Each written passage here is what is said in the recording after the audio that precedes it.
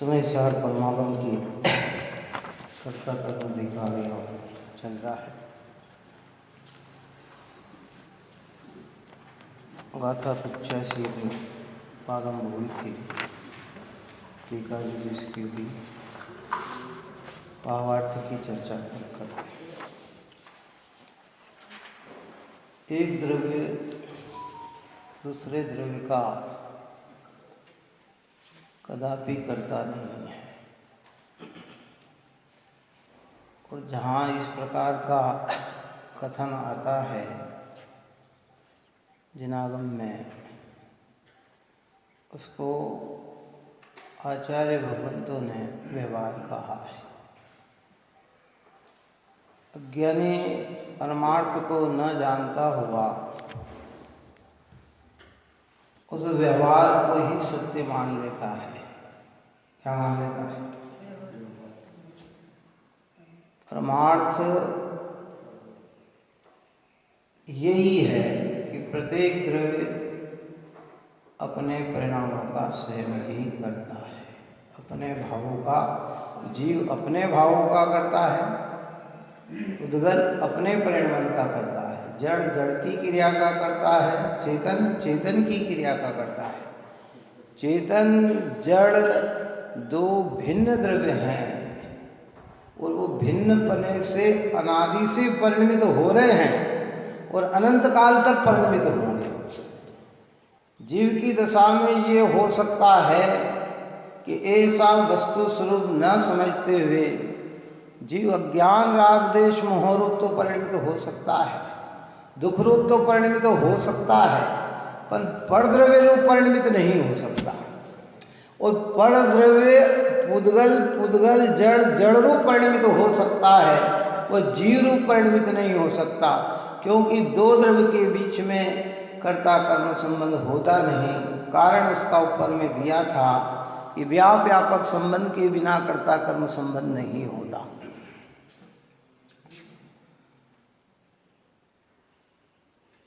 व्यापक संबंध के बिना कर्ता कर्म संबंध नहीं होता।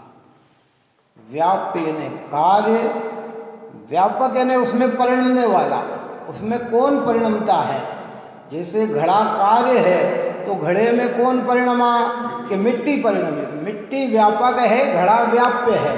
तो ये घड़े की क्रिया मिट्टी के द्वारा हुई है, कुम्हार के द्वारा नहीं हुई है। कुम्हार अलग वस्तु है, घड़ा अलग वस्तु है, मिट्टी अलग वस्तु। ऐसे ही कर्म संयोग परद्रव्य अलग वस्तु है और जीव अलग वस्तु है। कर्म के उदय में जीव ने रागादि किया, ऐसा कथन जिनागम में मिलता है। जीव ने कर्म का बंधन किया, ऐसा कथन भी जिनागम में मिलता है। उस कथन को आचार्य भगवंत ने व्यवहार दर्शाया और उस व्यवहार में दूषण पैदा होता है। वो गाथा में, इस 85 नंबर की गाथा में वो बात कही। क्या कहा? यानी जो हमें दिख रहा है वो सत्य नहीं है, जो सत्य है वो दिख नहीं रहा है। और जिस दिन सत्य दिख जाएगा, ज्ञान अज्ञान नहीं रहेगा, सम्यक ज्ञान हो जाएगा। क्या होगा? जो हमें दिख रहा है ना, गुरुदेव श्री ने तो इसके विषय में बहुत व्याख्या की है। हम बोल रहे हैं, हम हाथ उठा रहे हैं, हम पन्ना पलट रहे कि नहीं बापू ये अपनी क्रिया नहीं है। मैं व्यापार चला रहा हूं, मैं धन कमा रहा हूं, कि ये तेरी क्रिया नहीं है और तेरे कमाने से धन आता भी नहीं है। ये बातें सब गुरुदेव श्री ने कही है। क्यों कही है? कि क्या जीव उसमें तन्मय है। व्यापक संबंध एक ही द्रव्य को क्या होता है। गुरुदेव श्री ने इस विषय में कहा है कि देखो भाई, वर्तमान समय में बनियों के पास इतना समय नहीं व्यापार धंधा पानी से कि वो इन जिनवाणी की बात को सुने, समझे, विचारे, चिंतन करे। उसके पास इतना समय है कहाँ। वो तो बाहरी क्रियाओं में संलग्न है। बस आया, दर्शन कर लिए, पूजन कर लिए, अर्घ चढ़ा दिया, गुणगान कर दे, जय जयकार कर ली, इतना ही तो कर सकते, इससे ज़्यादा क्या। यद्यपि न करने से ये क्रिया भी प्रशंसनीय है, परंतु परमार्थ ये है कि एक द्रव्य दूसरे द्रव्य की क्रिया का कर्ता नहीं है। जब तक ये बात हृदय में नहीं बैठेगी तब तक अनादि काल का जो मिथ्यात्व भाव है वो निकलने वाला नहीं। टोडरमल साहब ने लिखा सत्य व्यसनों से भी बड़ा पाप मिथ्यात्व है। उस मिथ्यात्व में वहाँ तो उन्होंने कुगुरु कुदेव कुधर्म की आस्था की बात करी, काय की बात करी। टोडरमल साहब ने जब छठे अधिकार के अंदर चर्चा की है, पांचवें अधिकार में चर्चा की है, तो वो अन्य मत मतांतरों से जैन धर्म को श्रेष्ठ किया। अब यहाँ आचार्य ये कहते, इस गाथा में ये कहते कि जो एक द्रव्य दूसरे द्रव्य की क्रिया का कर्ता बनता है तो उसमें जिनेंद्र भगवान सम्मत नहीं है। जिनेंद्र की मान्यता ऐसी नहीं है, जिनेंद्र भगवान ने ऐसा मार्ग बताया नहीं है। और जो ऐसा कर्ता बनता है वो जिनमत से ही बाहर है। अब जो जिनमत से बाहर हो उसकी क्या व्यवस्था की जा सकती, बताओ। सोचना तो पड़ेगा इन बातों को हमें। व्यवहार बोलने, भाषा बोलने में मिथ्यात्व नहीं होता, समझाने समझने में मिथ्यात्व नहीं होता, जिस प्रकार से बात कर रहे हैं उसमें मिथ्यात्व नहीं होता, लेकिन वस्तु की स्वतंत्रता का ख्याल न कर कर एक दूसरे में कर्ता कर्म स्थापित कर देना, उससे मिथ्यात्व होता है। भाषा तो व्यवहार की, ज्ञानियों की भी भाषा ऐसी होगी। मैं बोल रहा हूँ, मैं बैठा, मैं उठा, मैं लाया, मैंने ये किया, लेकिन वे भीतर में जानते, गुरुदेव श्री जानते, ज्ञान में वस्तु स्वरूप का निर्णय करके उन्होंने समझाया कि नहीं भाई, जो परिणमे सो कर्ता, परिणाम सो कर्म। कौन परिणमा? कार्य रूप में कौन परिणमा? ये भगवान की प्रतिमा रूप में कौन परिणमा? चलो बता। व्यवहार कहेंगे हम, भाई जी के द्वारा हमारे यहाँ इतनी भव्य प्रतिमा जी आ गई, क्यों है? भाई जी से पूछा जाए तो वो कहेंगे कि भैया इसमें तो पुद्गल परमाणु परिणम है, जो परिणम है सो परिणम है। कौन परिणाम? हम भाई जी कहेंगे कि वो भैया बहुत अच्छा कारीगर, देखो कितनी सुंदर प्रतिमा बना दी। फिर हम कहेंगे साहब जिनने स्थापना की, पैसे दिए, उनने प्रतिमा बना दी। लेकिन वस्तुतः इस कार्य में परिणमने वाला कौन है? वही है। अब ऐसा आरोप दिया तो मिथ्यात्व नहीं होगा। भाई जी पे दो, कारीगर पे दो, पैसे वाले पे दो, मिथ्यात्व। लेकिन मान्यता अगर हमारी ऐसी है तो हम जिन मत से बाहर हैं, क्योंकि एक द्रव्य दूसरे द्रव्य की क्रिया का कर्ता कदापि नहीं है। अज्ञान दशा में मोहराग भाव रूप कर सकते हैं, जो तो ऊपर में तो उसका भी निषेध किया। वहाँ ज्ञानियों की चर्चा की कि ज्ञानी राग का भी करता नहीं है, ज्ञानी तो राग को जानता है। राग के कारण ज्ञान हुआ, ये भी वस्तु का स्वरूप नहीं है। ज्ञान ज्ञान के कारण ही होता है, राग से नहीं होता है, ये वस्तु का स्वरूप है। लेकिन वहाँ ज्ञान की मुख्यता से सम्यक ज्ञानी, सम्यक दृष्टि जीव की चर्चा की। यहाँ सामान्य चर्चा कर रहे हैं। सामान्य चर्चा में ये सिद्ध कर रहे हैं कि जीव अज्ञान दशा में मोहराग देश के परिणाम का कर्ता तो है, पर उस मोहराग देश के परिणाम के अनुसार जो क्रियाएं होती है उन क्रिया का कर्ता जीव कदापि नहीं है। हमें लगता है ऐसा? नहीं लगता, यही अज्ञान। हमें खेद होता है ऐसा? नहीं होता, यही अज्ञान है। हमें लगा, मैं तो यही लगा, मैं बोल रहा हूँ, मैं चल रहा हूँ, मैंने तो किया, मैंने तो किया, मैंने किया, भैया मेरे बिना कौन परिणमता? भैया रुको रुको रुको, ब्रेक लगाओ, तुम्हारी इस मान्यता पे ब्रेक लगाओ। भगवंत कह रहे हैं इस मान्यता पे ब्रेक लगाओ। निमित्त का ज्ञान करना कहीं से कहीं तक बुरा नहीं है, लेकिन निमित्त को ही कर्ता मान लेना अज्ञान के अलावा कुछ नहीं है। दुनिया में इसे अपराध नहीं कहा जाता है, और जिन धर्म में इसे ही सबसे बड़ा अपराध कहा जाता है। किसको? दुनिया में अगर कोई कर्तव्य की बात करेगा, अरे साहब किया है तो बताएंगे नहीं क्या हमने किया? क्या कहेंगे? लोग भी कहेंगे हाँ साहब बहुत बढ़िया। लेकिन दिनवाणी उसको क्या कह रही है, भगवान क्या कह रहे हैं? सर्वज्ञ देव क्या कह रहे हैं उसे, वो बात समझने लायक। बाहर में तो ऐसे ही लगेगा क्या क्या बात है। और करना भी चाहिए, सत्कर्मों की अनुमोदना भी करना चाहिए, निमित्त नैमित्तिक संबंध को समझकर उसकी प्रशंसा भी करना चाहिए, परंतु फिर भी दृष्टि के विषय में किसी को भी स्वीकार किया जाता नहीं है।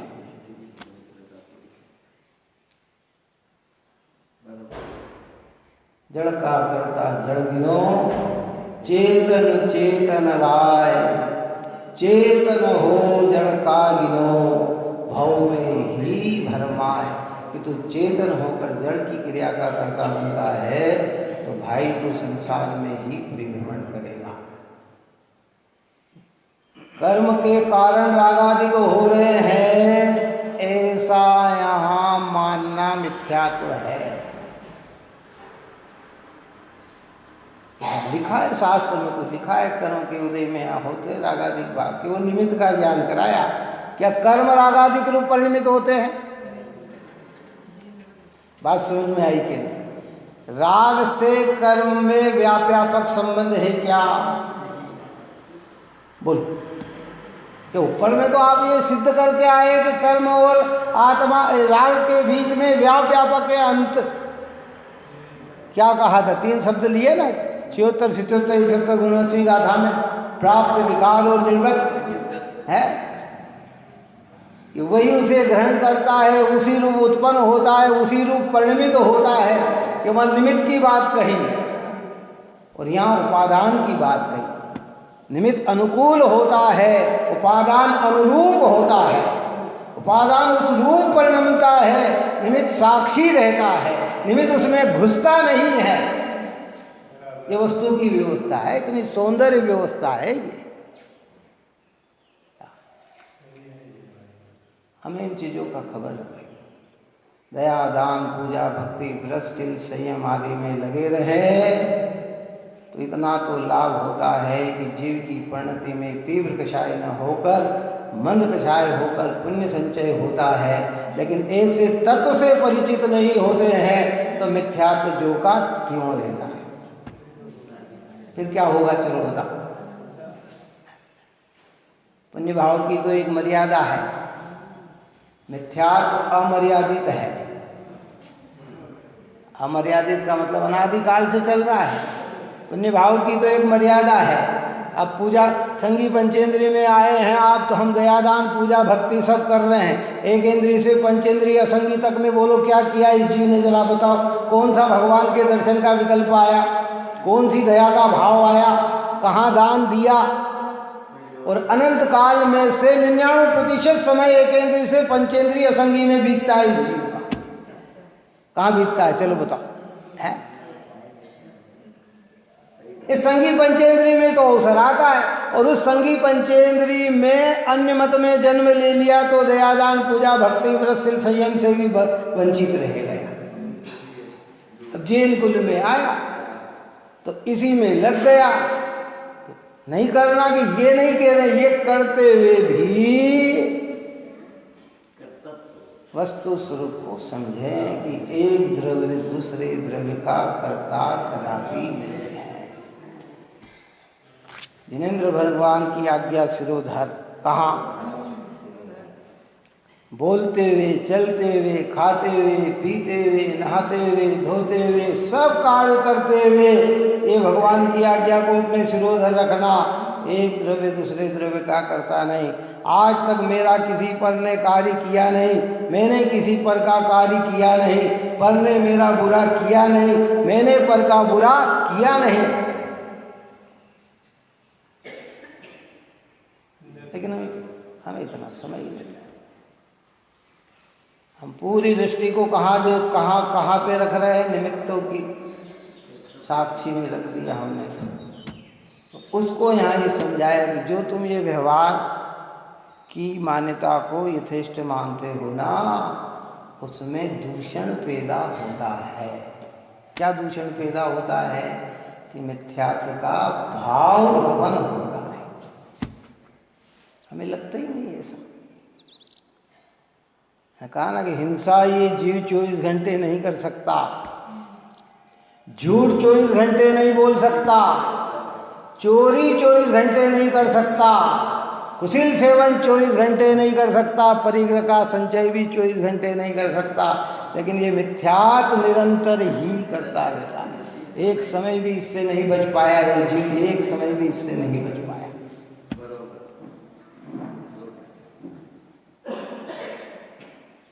इसलिए हमें उल्लास आना चाहिए कि ओ साक्षात सर्वज्ञ देव भगवंत की वाणी में जैसा वस्तु का स्वरूप बताया, आचार्य कुंदपन भगवंत ने इस महान ग्रंथादि राज में वो स्वरूप रचा, और अमृतचंद्र आचार्य भगवंत ने जय सेनाचार्य ने इसकी टीका रचकर और खुलासा किया, और विद्वानों ने और भावार्थ करके, और गुरुदेव ने तो इस पर प्रवचन करके और सरल कर दिया, सरल कर दिया। जो हमारे सामने है वास्तविकता में चेतन हो, ये अचेतन है, अचेतन का कर्ता अचेतन होता है। और बताओ एक द्रव्य दूसरे द्रव्य का अगर कर्ता तो उस रूप हो जाए, और उस रूप हो गया तो उस द्रव्य का ही नाश होगा कि नहीं होगा? चलो बताओ, वस्तु स्वरूप से विचार करें हम। कुमार अगर घड़े में घुस जाए, घड़े रूप परिणम जाए, तो कुमार का ही क्या होगा? नाश होगा, अस्तित्व तो खत्म होगा कि नहीं होगा? है कर्म जीव रूप परिणमन जाए तो कर्म का नाश होगा, और जीव कर्म रूप परिणमन जाए तो जीव का नाश होगा।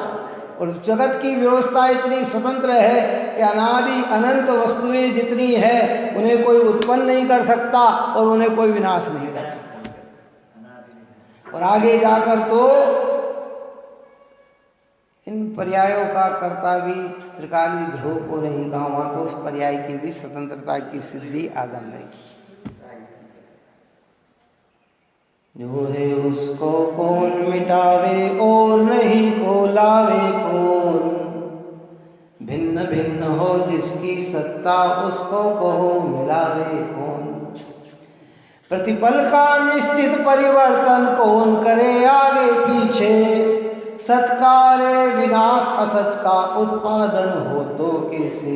यह वस्तु की मर्यादा है, यह वस्तु की शान भी, आओ भाई तुम्हें सुनाए गाथा आत्म राम की है। ये वस्तु की मर्यादा है, जो है उसको कौन मिटावे। जगत में जिसकी सत्ता है उसे कौन मिटा सकता है, और जिसकी सत्ता जगत में है नहीं उसे कौन उत्पन्न कर सकता है। और भिन्न भिन्न हो जिसकी सत्ता उसको कहो मिलावे, मिला सकता है कोई? या वो गाथा में वही अर्थ होता है कि दो द्रव्य की क्रिया भिन्न भिन्न ही है, जड़ और चेतन की क्रिया। भले हमारे ज्ञान में ये बात नहीं समझ में आ रही है हमें, तो क्योंकि हम तो चर्म चक्षु से देखकर पूरी क्रिया पे ही जोर दे रहे हैं ना। अरे सब आंखों के सामने तो दिख रहा कि ये कर रहे और आप कह रहे हो ये नहीं कर रहे।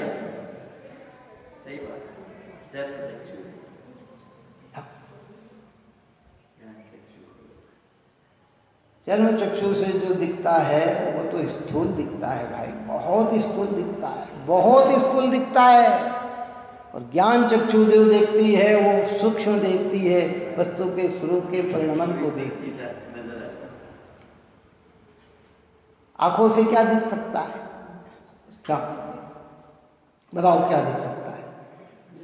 कई बार तो ऐसा कहते हैं ना कि आंखों से देखा हुआ गलत भी हो जाता है, तो नहीं कहते हैं क्या है?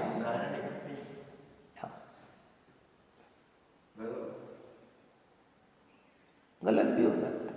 सामने व्यक्ति कौन चल रहा है ना, हमारे दूर से हमने देखा, हमें न जाने कौन सा प्रतिभास हो गया कि ये तो वो है, और निकट आए तो पता लगता है कि ये वो नहीं दूसरे हैं। तो आँख तो कुछ और भी देख सकती है, लेकिन ज्ञान कैसा देखता है? ज्ञान का मतलब सम्यक ज्ञान हो।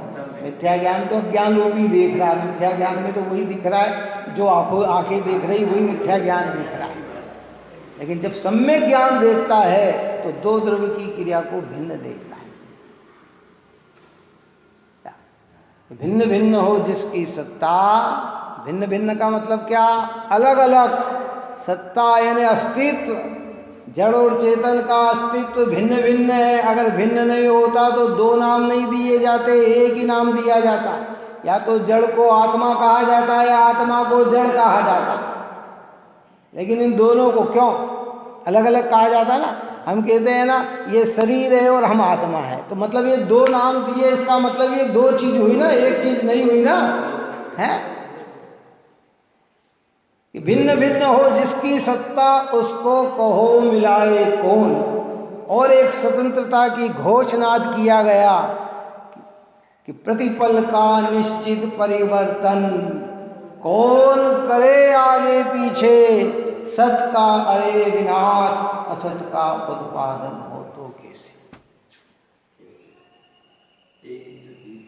ये पर्याय की स्वतंत्रता की सिद्धि की कार्तिकेय अनुपेक्षा आचार्य भगवंत ने कार्तिकेय ग्रंथ में कार्तिकेय अनुपेक्षा में ये बात कही। प्रवचन सार की 102 नंबर की गाथा में कही, समय सार की 320 नंबर की गाथा में कही। ये सारी बातें इन महान ग्रंथादि राज में छिपी पड़ी हुई है।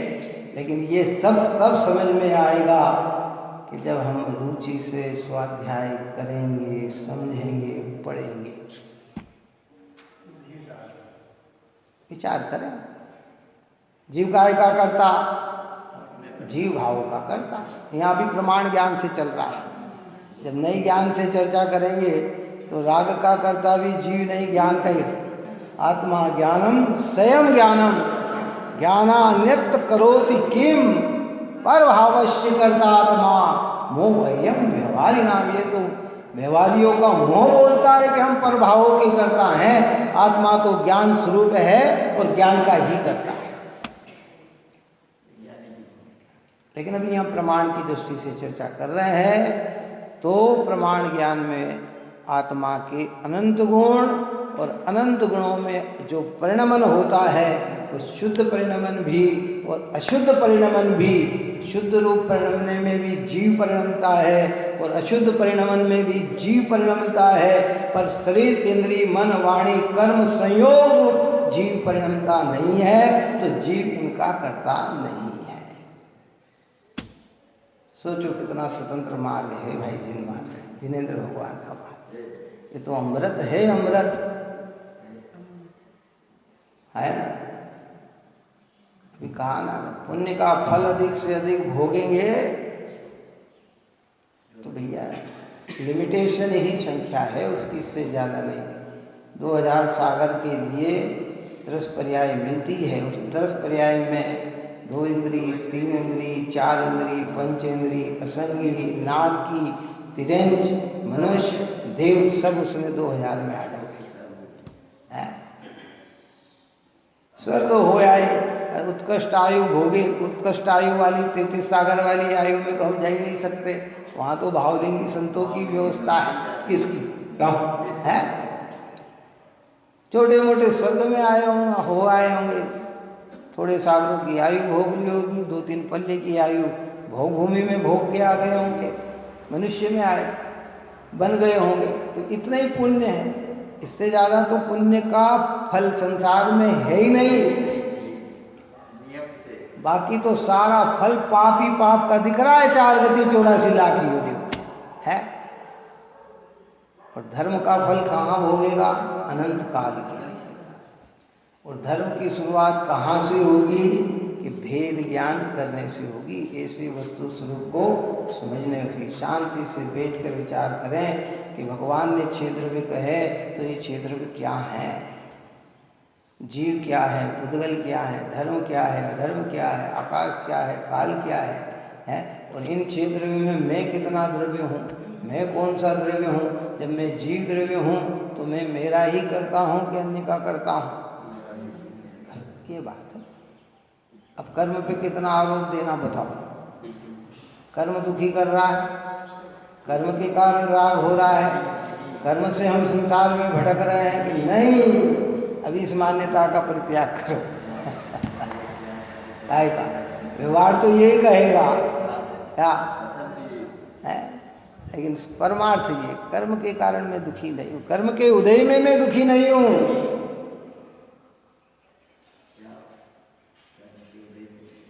कर्म का परिणमन कर्म में होता है और मेरा परिणमन में। जब इतनी बात समझ में आएगी ना, देखो रहस्य तक पहुँचे हम इस बात को।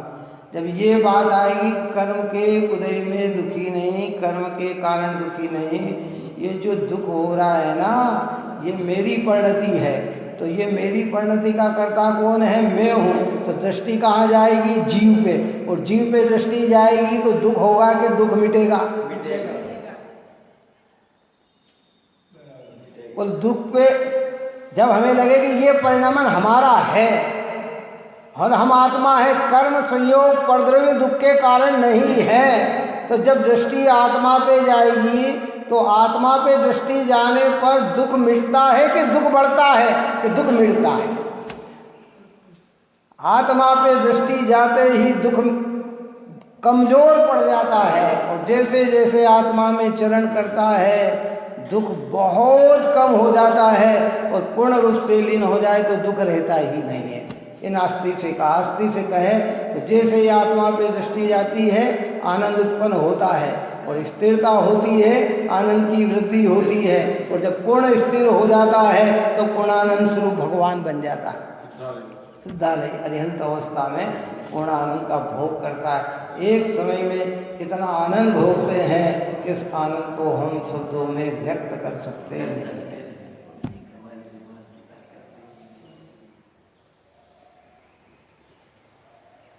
क्या समझना?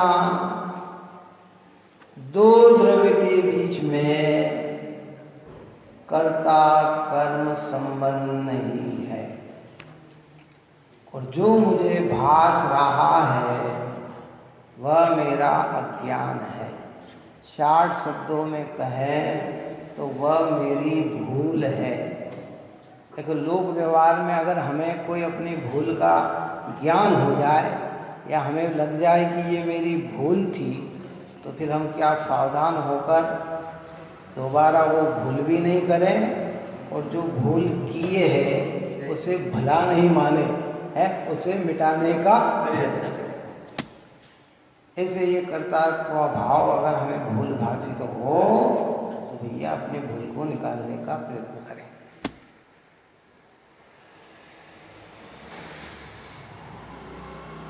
ये सब बात जगत से उभरती हुई है, आज तक हमने सुनी नहीं, और कदाचित सुन ली तो विचारी नहीं, और विचार में आई तो निर्णय किया नहीं, और निर्णय भी कर लिया तो अनुभव किया नहीं, और अनुभव करे तो मिथ्यात्व रहता नहीं। सारा जगत कर्तृत्व में झुझा पड़ा हुआ है। आप और हम सब कर्तृत्व में लगे पड़े हुए हैं। पहले जब धर्म मंदिर नहीं आते थे, पूजन नहीं करते थे, स्वाध्याय नहीं करते थे, अन्य कार्य नहीं करते थे, तो जगत के कर्ता बनते थे। अब यहाँ आ गए तो इनके कर्ता चालू हो गए। कर्तृत्व का मिथ्यात्व तो दोनों में एक जैसे ही बना रहा। बात समझ में आई कि नहीं? पहले वहाँ कर्तृत्व था, अब यहाँ लग गए तो सारे कार्य में यही कि भैया लोग समझो, भाषा बोलने में मिथ्यात्व नहीं है, लेकिन जैसा बोलते वैसा ही मानते हैं, इसका नाम मिथ्यात्व है। बोलने में मिथ्यात्व थोड़ी, बोलेंगे तो सभी बोलेंगे। जो भी मैंने पहले कही, ये मैंने कहा, मैंने पहले ही कहा, ये भी भाषा है। समझ में आई बात के नहीं है? गुरुदेव श्री ने तो इतना इतना इतना इतना खुलासा कर दिया कि क्या कहें। गुरुदेव श्री के ज्ञान की चर्चा, कितना बारीक ज्ञान उनके भीतर था और उन्होंने जगत में प्रकट किया। इसका रहस्य भोला करता कर्म है। इसलिए तो उस रोज कहा था ना कि कुंद कुंद आचार्य का कर्ता कर्म अधिकार, जिसने जाना मर्म को बेड़ा उसका पार। कि जिसने इसके मर्म को समझ लिया, इसकी गंभीरता को समझ लिया, इसके आशय को समझ लिया, समझ लेना उस जीव का संसार से बेड़ा पार होने वाला है। अब ज़्यादा समय उसका संसार में रहने वाला नहीं, मुक्तता की ओर गमन करेगा, संसार की ओर गमन नहीं करेगा। इसी अद्भुत गाथा ये 85 नंबर की। देखिए भावार्थ तो पढ़ के फिर आगे चलते हैं। ठीक आपने बोली दो द्रव्य की क्रिया भिन्न ही है। जड़ की क्रिया को चेतन नहीं करता और चेतन की क्रिया को जड़ नहीं करता। जो पुरुष एक द्रव्य को दो क्रिया का करता हुआ मानता है वह मिथ्या दृष्टि है, क्योंकि दो द्रव्य की क्रिया को एक द्रव्य करता है ऐसा मानना जिनेंद्र भगवान का मत नहीं है। इतनी गंभीरता से बात कह दी आचार्य भगवान ने। टीकाकार ने, भावार्थकर्ता ने क्या, ये दो द्रव्य की क्रिया भिन्न ही है, अलग ही है। जड़ की क्रिया को चेतन नहीं करता और चेतन की क्रिया को जड़ नहीं करता। जड़ यानी बाह्य पदार्थ, स्थूल है ना, ये जितने भी आंखों से दृश्य दिख रहे हैं ये सब जड़ है। आप और हमारे जो शरीर ये दिख रहे हैं ना, ये सब जड़ है। ये जितनी व्यवस्था दिख रही है ये जड़ है। और सूक्ष्म में और जाए तो भाषा वर्गणा, कार्मण वर्गणा, तेजस वर्गणा, मनोवर्गणा, आहार वर्गणा, ये सब पुद्गल से रचित है, ये सब जड़ है। ये जीव के कार्य नहीं कर सकते। और जहाँ जहाँ आगम में आया है उसको व्यवहार बतलाया है, प्रयोजन। बच्चे की भाषा में जैसे बच्चे को समझाया जाता है ना, ऐसे सामान्य जीव, नए जीव को जो प्रारंभ में धर्म में लगते हैं, मंदिर आते हैं, तो उन्हें व्यवहार की भाषा में समझाया जाता है, वो व्यवहार बताया है। अब कोई व्यवहार को परमार्थ मानता है तो उसको यहाँ दूषण बताया कि ये उसमें दोष पैदा होगा। पूछेंगे सही हम भाई, इसमें विचार तो करेंगे, हम इस चीज़ को चिंतन में तो लेंगे। है चेतन आत्मा काय का करता, अपने भाव का। स्वभाव दशा में ज्ञान का करता, विभाव दशा में राग द्वेष मोह परिणाम का करता, पर द्रव्य का करता तो कदापि नहीं है। कुंकुलाचार्य देव ने यहाँ अध्यात्म में वस्तु की स्वतंत्रता सिद्ध की। अष्टपाउड़ में इसी को कर्म का कर्ता भी सिद्ध किया और कर्म का भोक्ता भी सिद्ध किया। काय में अष्टपाउड़ में 6 परिणाम कहे गए। उसमें कहा गया कि आत्मा कैसा है कि शरीर देह प्रमाण है, आत्मा कैसा है कि ज्ञान दर्शनमय है, आत्मा कैसा है कि अरूपी है, आत्मा कैसा है कि कर्ता है, आत्मा कैसा है कि भोक्ता है। वह कर्म का असद्भुत व्यवहार नहीं से वह कर्म का कर्ता भी कहा और कर्म का भोक्ता भी कहा। लेकिन यहाँ तो शुद्ध निश्चय की बात चल रही है। इसमें ये सिद्ध किया जा रहा है कि आत्मा अपना ही करता है और अपना ही भोक्ता है, परद्रव्य का कर्ता भी नहीं और परद्रव्य का भोक्ता भी नहीं।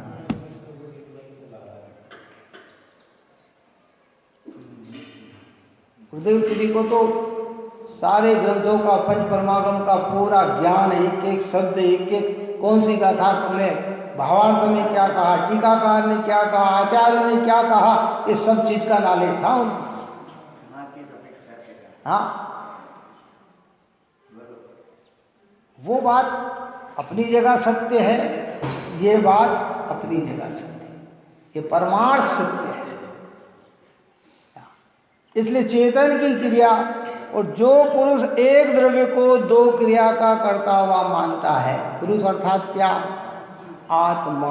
पुरुष का अर्थ यहाँ क्या है, आत्मा। जो आत्मा एक द्रव्य को दो क्रिया का करता हुआ मानता है वह मिथ्या दृष्टि है। अमृतचंद्र आचार्य देव ने 168 कलश के अंदर समयसार में ये समयसार कलश में ये बात कही, वहां अपेक्षा जुदी, यहाँ अपेक्षा जुदी। क्या कहा, इस जगत में जीवों के जीवन मरण सुख दुख लाभ हानि सब सदैव अपने द्वारा उपार्जित कर्मोदय से होते हैं। जो पुरुष एक जीव के दूसरे जीव के सुख दुख का कर्ता बनता है वह ज्ञान अहंकार रस से कर्म करने का इच्छुक पुरुष नियम से मिथ्या दृष्टि है। दूसरे को माने तो मिथ्या दृष्टि, और यहाँ कह रहे कर्म को माने तो मिथ्या दृष्टि। अब दोनों की बात में विचार करो। बात ही समझ में नहीं आई क्या कहा। वहां पर से हटाकर कर्म पे लाए कि तेरे सुख दुख का कर्ता तेरे कर्म है। कौन है? पर द्रव्य तुझे सुख दुख नहीं देता, जो तूने बांधे हैं वही कर्म तेरे। अगर अनुकूलता है तो तेरा पुण्य का उदय, और प्रतिकूलता है तो तेरा पाप का उदय। दूसरा तुझे सुख दुख नहीं देता। अब से आगे हटकर यहाँ कहते हैं कि कर्म आत्मा की परिणति को नहीं करता और आत्मा कर्म की परिणति को नहीं करता। अब दोनों के रहस्य को देखो, क्या क्या गजब की बात कही है। निमित्त का ज्ञान कराया, वहाँ अन्य से हटाकर कर्म पे लाकर स्थापित किया कि हम दुनिया में दूसरे को दो, अरे साहब इनके कारण मैं दुखी हो गया, इनके कारण दुखी नहीं, तेरा साता कर्म का उदय था तो वस्तु सामने इस रूप परिणमित हुई है। मैंने इसे बचा दिया कि तूने नहीं बचाया, उसकी आयु कर्म का उदय था, जीवित आयु बची थी तो वो बच गया। हमने उन्हें सुखी कर दिया कि तूने उन्हें सुखी नहीं किया, उसका पुण्य कर्म का उदय था तो वो सुखी हो गया। वहाँ कर्म पे आरोप देकर दूसरे से हटाया, या मौलिक सिद्धांतिक बात बता दी है। रहस्य भाई बात ये नहीं है, लेकिन हम क्या करते हैं कि धारणा ज्ञान में ज़्यादा देर स्मरण रह जाए हमें कोई बात तो हमें एलर्जी उत्पन्न हो जाती है। अरे भैया ये रख कर अंदर में इसका चिंतन करो, भोजन करो है। इसलिए हमारी आदत, बड़े पंडित साहब कहते हैं ना कि हमारी आदत विस्मरण की है, स्मरण की नहीं है। क्या है हमारी आदत? काई की है? पढ़ा और भूल गए, सुना और भूल गए। विस्मरण करने की आदत है हमारी, स्मरण की आदत है नहीं हमारी। और स्मरण में रहे, धारणा ज्ञान में रहे बिना चिंतन किसका होगा भाई? किस चीज़ का चिंतन करेगा? ये अभी ये बात अगर हमने सुनी और बैठेंगे एकांत में और चिंतन करेंगे तो चिंतन बनेगा। अभी हमारे ध्यान में ही नहीं रहे और एकांत में बैठेंगे तो क्या चिंतन आएगा? हमें कोई चिंतन नहीं आएगा। इसलिए हमें इस चीज़ को गहराई से समझना चाहिए है। हाँ, तो क्या सिद्ध किया कि जो पुरुष एक द्रव्य को दो क्रिया का करता हुआ मानता है वह मिथ्या दृष्टि है। अपन ने पहले भी ये बात कही कि देखो भाई शब्द बहुत शार्ट है। धर्मात्मा जीवों से पूछो कि इस मिथ्या दृष्टि शब्द का अर्थ क्या है। हम तो सोचेगा कोई बात नहीं, मिथ्या दृष्टि तो कह दिया, अज्ञानी तो कह दिया। अरे ये जैसे लोग कहते हैं ना, आशीर्वाद देते हैं ना, तो कह अरे वाह साहब मेरे को तो इनने इतना बढ़िया आशीर्वाद। अरे ये मिथ्या दृष्टि कहना मतलब आचार्य कह रहे हैं कि तू घोर संसारी है। घोर संसारी का मतलब तू अनंत दुख भोगने वाला है। और ये कह दिया जाए कि ये सम्यक दृष्टि ज्ञानी है तो कह रहे ये जीव अल्प काल में ही परमात्मा बनने वाला है, भगवान बनने वाला है। तो कोई बात नहीं, सब मिथ्या दृष्टि कह दिया तो क्या हो गया? कहाँ लगना चाहिए तुझे, ऐसा लगना चाहिए कि मुझे है मिथ्या दृष्टि। मिथ्या दृष्टि प्रशंसनीय है कि महिमावंत है, नहीं छोड़ने योग्य है, करने योग्य नहीं है, रखने योग्य नहीं है, निकालने योग्य है। ये अगर ऐसी हमारी मान्यता है तो नहीं। और ऐसा भी नहीं समझना भाई कि हम एक दो बार सुनेंगे और ये बात हमारे हृदय में बैठ जाएगी। इसको तो बार बार बार बार बार बार देखो। इस कर्ता कर्म अधिकार में आचार्य भगवंत ने 76 गाथा रची। कितनी गाथा रखी? 76वीं गाथा रची। और 76वीं गाथा में हर बार जाके आगे जाके फिर समझाया, एक बात को फिर से रिपीटेशन किया, फिर से रिपीटेशन किया। हाँ, कभी तो आगे तो पढ़ी थी हमने ये गाथा, अभी तो यही चर्चा सुनी थी हमने ये भाई। इसलिए कि क्योंकि ये बार बार जैसे दुनिया में भी है ना, देखो नकली काम में भी ऐसा ही होता है। जैसे वो लोग कहते हैं ना, एक झूठ को 100 बार बोलो तो वो सत्य हो जाता है क्या। जैसे एक व्यक्ति के विषय में किसी ने बार बार कहा ना, ये ऐसे है, ये ऐसे है, ये ऐसे है, 2-4 बार तो दृष्टि से ओंझल कर देता है, फिर 2-4 बार कह रहे नहीं, फिर उसका धीरे धीरे धारणा बनने लग जाती है कि हाँ ये सही है, ये सही है, ये सही है, और थोड़े दिन में ऐसा ही मान लेता है। कैसा मान लेता है?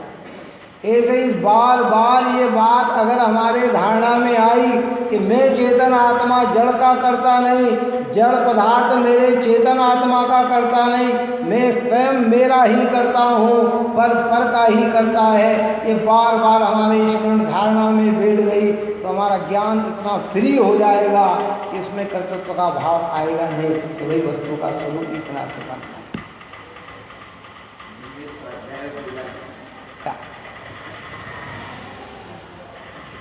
क्योंकि 2 द्रव्य की क्रियाओं को एक द्रव्य करता है, ऐसा मानना जिनेंद्र भगवान का मत नहीं है। अब ये सामान्य भाषा में नहीं कहा कि साहब ये नहीं मानते। क्यों? हम कहते साहब कुंकुंद आचार्य कहते हैं कि एक द्रव्य दूसरे द्रव्य का करता नहीं है। गणधर का नाम दे तो नहीं, गणधर भगवान कह रहे हैं, हम नहीं कहते ये बात सर्वज्ञ परमात्मा कहते हैं। त्रिलोकीनाथ अरिहंत भगवान पूर्ण ज्ञान के धारी है, जिनकी एक समय की पर्याय में सारा विश्व एक समय मात्र में पूरा झलकता है, ऐसे भगवंत ये बात कहते हैं।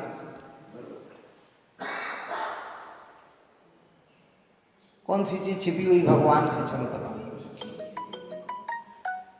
है कोई सी ऐसी वस्तु कि जो भगवान के ज्ञान में नहीं हो?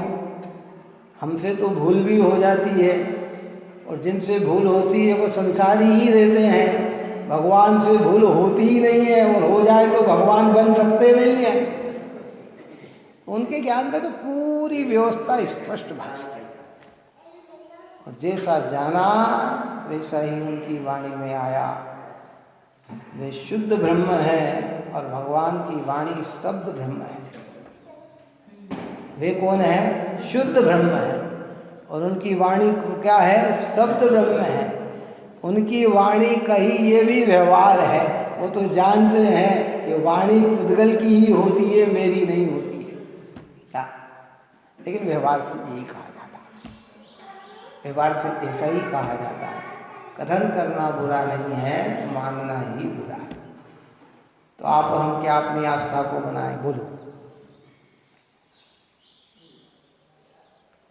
एक द्रव्य दूसरे द्रव्य का कर्ता कदापि नहीं होता, और एक द्रव्य दूसरे द्रव्य का कर्ता है, ऐसा जो परमागम में भी शब्द आया है, परमागम में भी कहा है, वो व्यवहार ने को स्थापित किया है। किस नहीं को स्थापित किया है? व्यवहार एक द्रव्य को दूसरे द्रव्य में मिलाकर कथन करता है। संयोग और संयोगी भाव का कथन करता है, निमित्त और नैमित्तिक भाव का कथन करता है। ये सब व्यवहार है, और परमार्थ जो करते हो बता दें।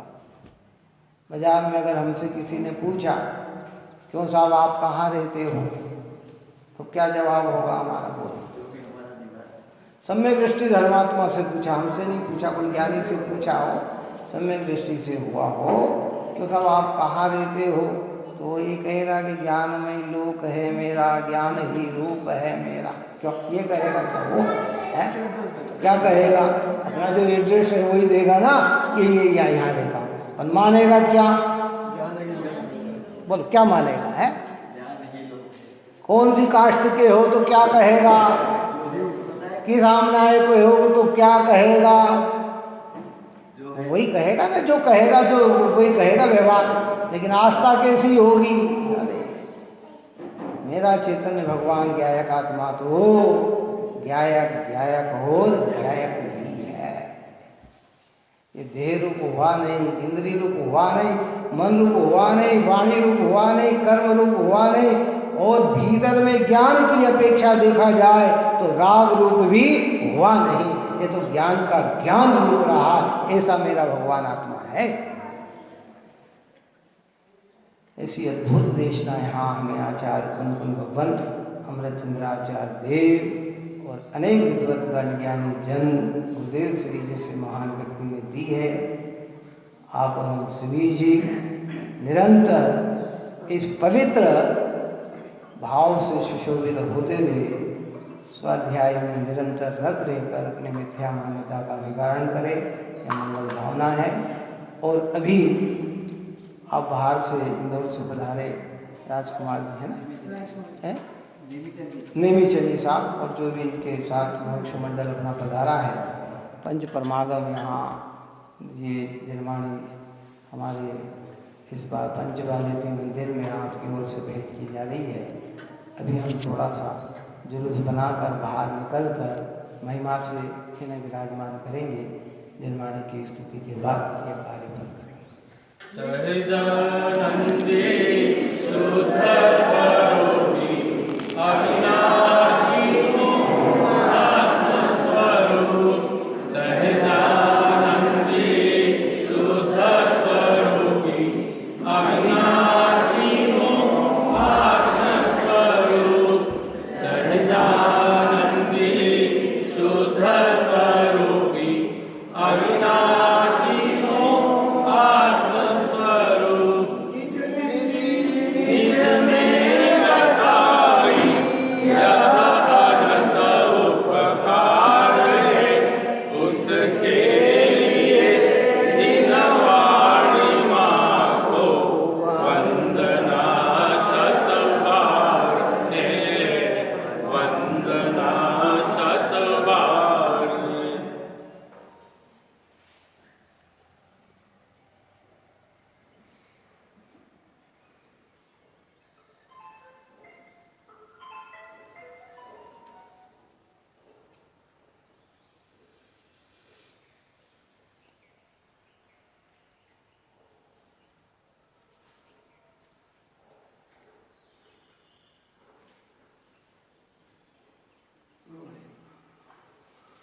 जवानी के ज्ञान